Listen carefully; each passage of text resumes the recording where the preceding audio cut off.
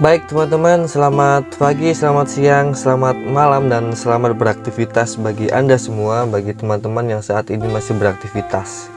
Assalamualaikum warahmatullahi wabarakatuh. Jumpa lagi di Setiawan Official. Semoga kita semua selalu diberi kesehatan, selalu diberi kekuatan, dan selalu diberi kepantasan untuk berbuat kebaikan. Amin amin ya rabbal alamin. Baik teman-teman, di video kali ini kita buat video audio ya. Tidak ada gambar saya karena saya ingin membuat video audio sambil teman-teman melihat pemandangan yang tertera di layar HP atau di layar komputer teman-teman. Di video kali ini kita akan membahas tentang sebuah keadaan yang sangat luar biasa. Sebuah keadaan yang dimana kita sering sekali mengalaminya. Sebuah keadaan yang dimana kita pada saat mengalaminya merasa saya sudah tidak kuat, saya sudah tidak mampu, saya capek dan lain sebagainya. Bagi Anda, bagi kamu semuanya yang masih merasa saya capek menghadapi kehidupan ini, saya capek menghadapi semua ujian, semua cobaan, semua masalah yang hadir di dalam kehidupan saya, video ini cocok untuk Anda. Video ini cocok untuk Anda. Dengarkan sampai selesai dan semoga video ini bermanfaat buat kita semua, khususnya buat saya pribadi. Itu teman-teman ya. Baik teman-teman, di dalam kehidupan manusia kita tahu, di video-video saya sebelumnya kita mempunyai dua pikiran, kita mempunyai dua konsep pemikiran, yaitu pikiran sadar dan pikiran bawah sadar, yang mana sudah saya jelaskan apa itu pikiran sadar dan apa itu pikiran bawah sadar. Pada saat kita beraktivitas sehari-hari dari mulai pagi sampai malam, mungkin sampai pagi juga mungkin, kebanyakan yang kita pakai hanya pikiran sadar kita. Padahal di balik itu semua, yang bermain pada saat kita beraktivitas adalah 80% itu di alam atau pikiran bawah sadar kita, tanpa kita sadari dan tanpa kita ketahui. Di video saya sebelumnya saya pernah mengatakan bahwasanya pikiran kita berpengaruh 88% di dalam kehidupan kita, dan pikiran sadar kita hanya 12%. Maka dari itu bisa diambil kesimpulan bahwasanya sebenarnya sekali lagi sebenarnya, pada saat kita melakukan aktivitas dari mulai pagi sampai malam, mungkin sampai pagi kembali, itu kita bermainnya di pikiran bawah sadar kita tanpa kita ketahui. Sekali lagi, tanpa kita ketahui. Pada saat kita merasa diri kita cemas, pada saat kita merasa diri kita merasa capek, saya capek menghadapi semua ini, itu sebenarnya adalah bukan kita capek menghadapi masalahnya gitu. Coba perhatikan, sebenarnya bukan kita capek menghadapi masalahnya, tapi kita capek kenapa masalah ini selalu muncul. Kenapa pada saat masalah ini muncul saya tidak bisa mengatasinya? Kenapa pada saat masalah ini muncul saya tidak dapat untuk menyelesaikannya atau mencari solusi? Pada akhirnya kita merasa kenapa hidup saya selalu bermasalah, kenapa hidup saya selalu sial. Bahkan ada yang bilang seperti itu.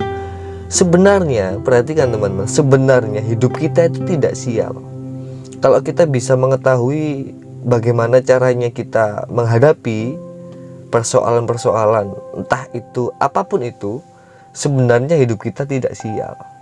Bahkan sebenarnya hidup kita ini anugerah loh. Hidup kita ini suatu kebahagiaan, suatu anugerah dari Tuhan, sehingga kita bisa menikmati semua yang difasilitasi oleh Tuhan, yaitu bumi dan seisinya. Tapi kenapa pada saat kita punya masalah, pada saat kita ada di bawah, kita merasa capek, kita merasa galau, mungkin kita merasa tidak ada gunanya lagi mungkin hidup. Kenapa masalah selalu datang bertubi-tubi kepada kehidupan saya? Kenapa saya selalu sial? Baik, di video ini kita akan sedikit sharing bagaimana cara menghadapi atau bagaimana cara saya menghadapi semua itu. Pada saat kita mempunyai atau ditimpa sebuah masalah, sebenarnya yang kita tahu semuanya, yang kita ketahui, Tuhan sedang menguji kita. Atau mungkin kita disunahkan atau diwajibkan untuk selalu berprasangka baik kepada Tuhan. Enak ngomong, kan gitu. Enak hanya ngomong, tidak ikut merasakan. Saya bisa ngomong seperti ini karena mungkin saya sudah pernah merasakan hal-hal yang itu saya anggap sebuah masalah. Saya anggap itu sebuah masalah di kehidupan saya. Tentunya saya yakini masalah yang datang tidak sama dengan mungkin masalah yang teman-teman hadapi sekarang. Tidak sama. Setiap orang level masalahnya pasti berbeda sesuai dengan tingkat kesadarannya masing-masing, tingkat keilmuannya masing-masing, tingkat kedewasaannya masing-masing. Pada saat saya menganggap masalah ini besar, mungkin di luar sana ada yang menganggap masalah saya ini kecil. Mungkin juga di luar sana ada yang menganggap masalah saya ini sangat besar sekali, sesuai dengan pemikirannya. Pada saat kita mempunyai suatu masalah dan kebetulan pada saat itu kita tidak bisa menyelesaikan masalah itu, akhirnya kita putus asa, artinya kita biarkan tidak kita selesaikan. Ternyata di waktu yang lain kita ada masalah lagi, bisa juga masalah yang sama dengan pintu yang berbeda mungkin. Terus kita bilang, kenapa masalah ini selalu muncul? Dan pada saat itu kita belum bisa menyelesaikan atau mencari solusi masalah itu. Lain waktu lagi muncul lagi masalah yang sama, hampir mirip. Terus kita bilang lagi, kenapa masalah ini selalu muncul? Dari ketiga kata-kata atau kalimat yang saya ulangi, kira-kira teman-teman bisa menebak nggak kenapa masalah ini selalu muncul di kehidupan saya? Kenapa masalah ini selalu datang di dalam kehidupan saya? Bisa tahu nggak jawabannya apa? Karena belum Anda selesaikan. Belum kita selesaikan. Makanya Tuhan memberi masalah yang sama kepada diri kita. Kalau mungkin masalahnya tidak sama, mungkin tingkatnya yang sama. Kenapa diberi masalah yang sama? Karena kita belum menyelesaikan masalah itu. Loh, saya nggak bisa menyelesaikan, Kang. Saya sudah buntu, saya sudah nggak punya solusi. Karena kita menyelesaikannya sendiri. Kita tidak meminta bantuan Tuhan mungkin. Kita kurang ikhlas untuk menerimanya mungkin. Kita kurang yakin kepada kemampuan Tuhan mungkin. Makanya masalah itu belum lulus. Lain waktu diuji lagi nih. Dan apakah kalau masalah itu sudah selesai, sudah ada solusinya, kita tidak akan diberi masalah lagi? Belum tentu. Kita akan diberi masalah yang lebih besar. Tujuannya apa? Kembali lagi kita harus berprasangka baik untuk membuat hidup kita lebih berkualitas. Pada saat kita belum bisa menyelesaikan masalah, bahkan kita bilang, diriku sial, hari ini sial. Sesuai dengan ilmu pikiran bawah sadar, apapun perkataan yang kita ucapkan berulang kali dan itu dengan emosi yang cukup tinggi, dia akan menjadi program baru di dalam pikiran bawah sadar kita. Dia akan menjadi instalan baru di dalam pikiran bawah sadar kita. Pada saat kita berbicara atau mengucapkan suatu, saya sial hari ini, besok lagi saya sial hari ini, kenapa hidup saya selalu sial? Kata-kata itu Anda ucapkan berulang kali, dan akhirnya sesuai dengan hukum pikiran bawah sadar bahwa repetisi itu bisa membuat program baru di dalam pikiran bawah sadar kita. Akhirnya sial itu menjadi program di dalam diri Anda. Kalau sial itu sudah menjadi program di dalam diri Anda, maka pada saat Anda melakukan sesuatu, dan itu sebenarnya bukan suatu kesialan, tapi Anda mungkin tidak suka dengan hal itu karena belum pernah melakukan atau mungkin belum mempunyai ilmu untuk menyelesaikan, Anda menganggap itu sial. Bahkan itu mungkin masalah baru, bahkan itu mungkin masalah yang cukup kecil bagi diri Anda, dan itu mungkin masalah yang sudah pernah Anda lewati dulu, selesai. Tapi karena di dalam kesadaran bawah sadar Anda, di dalam pikiran bawah sadar Anda sudah terinstal bahwa diri Anda sial, bahwa diri Anda selalu mendapatkan masalah, maka apapun yang terjadi di dalam kehidupan Anda akan melihatnya itu sebuah masalah. Anda akan menganggapnya itu sebuah kesialan bagi diri Anda. Jadi pada saat kita mengalami yang kita anggap itu sebuah kesialan, bisa jadi itu bukan sebuah kesialan. Kenapa kita anggap itu sebuah kesialan? Karena kita sudah menginstal sial itu di dalam pikiran bawah sadar kita. Makanya apapun yang terjadi di dalam kehidupan kita anggap itu sebuah kesialan. Kita tidak mempunyai semangat baru untuk mencari solusi karena kita sudah menganggap itu sebuah kesialan. Ada masalah kecil, sial. Ada masalah kecil, sial. Jadi sial sudah terprogram di dalam diri kita. Kalau sial itu sudah terprogram kepada diri kita sulit untuk merubahnya kecuali kita menginstal ulang.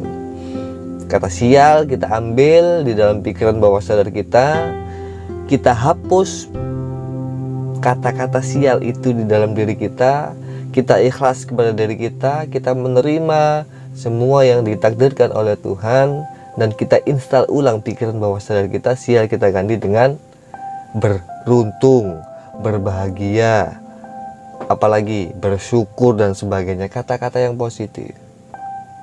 Jadi intinya di dalam video kali ini adalah apapun yang itu kita anggap sial kepada diri kita, belum tentu itu sial.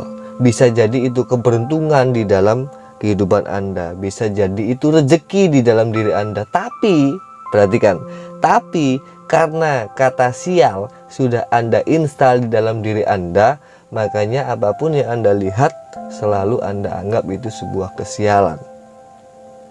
Jadi solusinya, kalau saya boleh memberikan rekomendasi, ucapkan kata yang baik di dalam kehidupan Anda.